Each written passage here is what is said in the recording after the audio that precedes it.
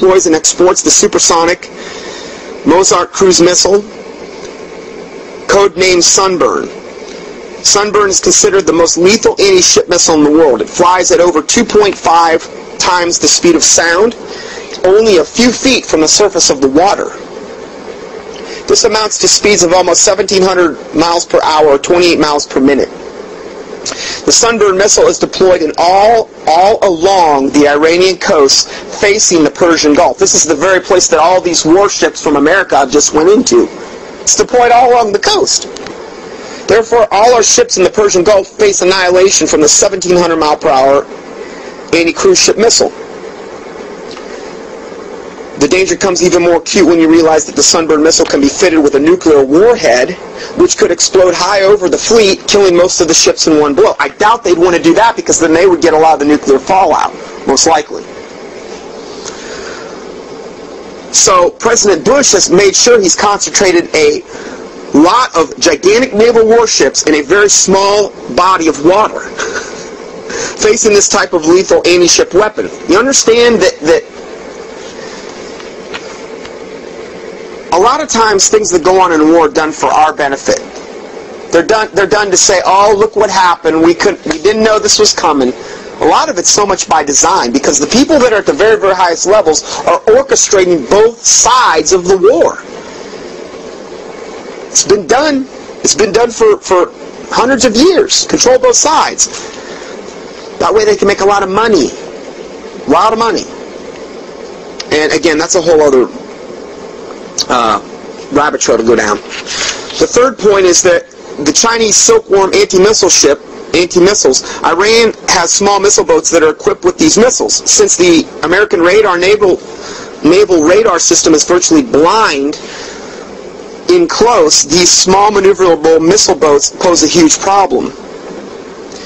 Now, recently Cutting Edge posted an article about the weakness of our Navy, which was entitled, this was just 2 weeks ago, 16 U.S. naval ships are at the bottom of the Persian Gulf, including one aircraft carrier destroyed during a recent war game disaster. The American commander leading the enemy team during this exercise knew which weaknesses he had to exploit. The American officer leading the enemy, see, they had this war game over there, okay? It was a simulated war game battle. And the American officer leading the enemy team, okay, this was like an American thing where we split up sides, and one guy's going to be the bad guy and one guy's going to be the good guy, okay?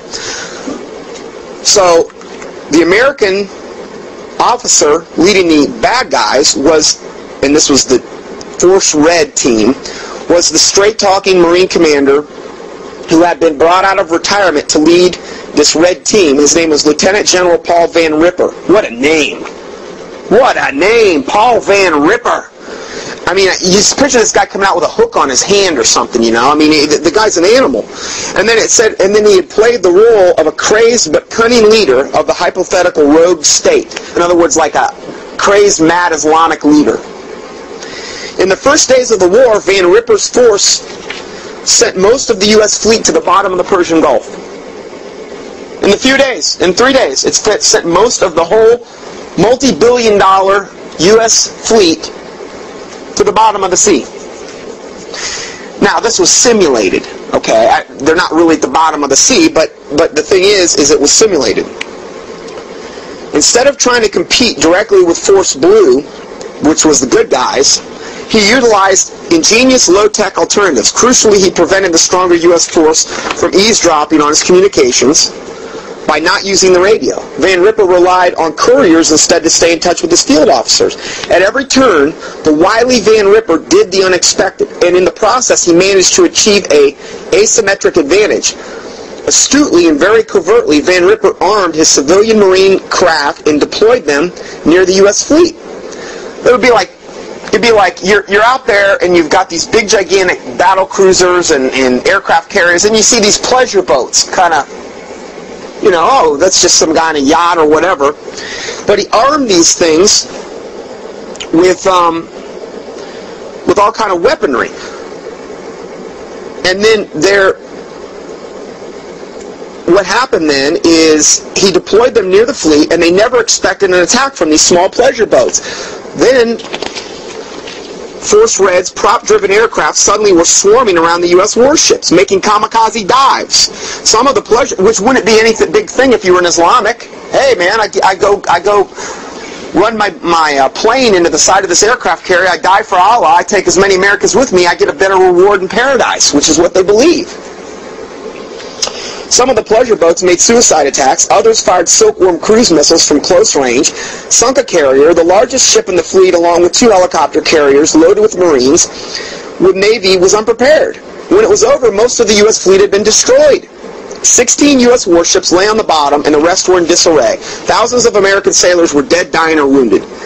If the games had been real, it would have been the worst U.S. naval defeat since Pearl Harbor. That was a quote from this article. But you ask, how could these small speedboats get so close to American ships and stay there firing deadly volleys into the hulls, sinking 16 Navy ships and killing thousands? The answer is at once profound and troubling. The first problem is the Navy was heavily invested in equipment which does not work effectively in close-range fights. Our Navy was equipped and created to fight what they call a blue water enemy out in the open ocean, with sometimes hundreds of miles in between them. That's how but see, they don't know what to do with this up-close stuff. And here we are in the Persian Gulf here, the Gulf, Strait of Hormuz, and it's this tiny body of water. They're totally vulnerable to this. Totally. So, in the radar systems, were only designed to fight the Russian Navy in large open seas in what they call an over-the-horizon manner. Conversely, the Navy's radar system is not designed to track and destroy close-in naval boats. And that's all the Iranian Navy is, small speedboats, many of which are equipped with Chinese Silkworm missiles. When a military force is facing such a deadly threat as the Russian and Chinese, and then these same Russian and Chinese are supplying the Iranian military. The wise course of action would be to disperse your force, but the Bush administration has now taken the opposite course of concentrating their forces in the bathtub called the Persian Gulf. If a battle with the Iranians produces anywhere near the kind of disaster of these war games, President Bush would be impeached in a heartbeat, which is what Cutting Edge believes is going to happen anyway. They believe that President Bush is being discredited and discredited and discredited is for a reason. And again, that's another rabbit trail we don't have time to go down today. Let us hope and pray that the U.S. Navy rushed special radar systems into place after the war games, which will allow American forces to keep track of close-in enemy ships and boats. If no such modifications have been made, then our forces are very vulnerable. Even if such modifications have been made, our naval ships are very vulnerable to the Russian Sunburn hypersonic missiles, which the Iranians have been deploying all over the Persian Gulf. Okay, so I wanted just to say that today. That was my update on Iran. Now, you know, it's conceivable that any given week that I get into this. To be honest with you, I could be up on the radio or up on doing this every single day, giving you day-to-day updates. I just don't have time at this point, you know, to do that. I mean, and pray for me if the Lord would have me do this just full time, that I could get to that point, because I would have no problem doing this full time, because there's enough things that need to be reported on a daily basis that are not getting reported in the mainstream media, that doing this on a week-to-week basis, I could come to you next Sunday and we could already totally be in the midst of World War III, easily. I'm telling you, it could be that close. This was an article I got this week from a guy named Greg Everson. He's I believe he's like was a former state trooper. It's called "The Final Battle Hymn for the America is Being Sung."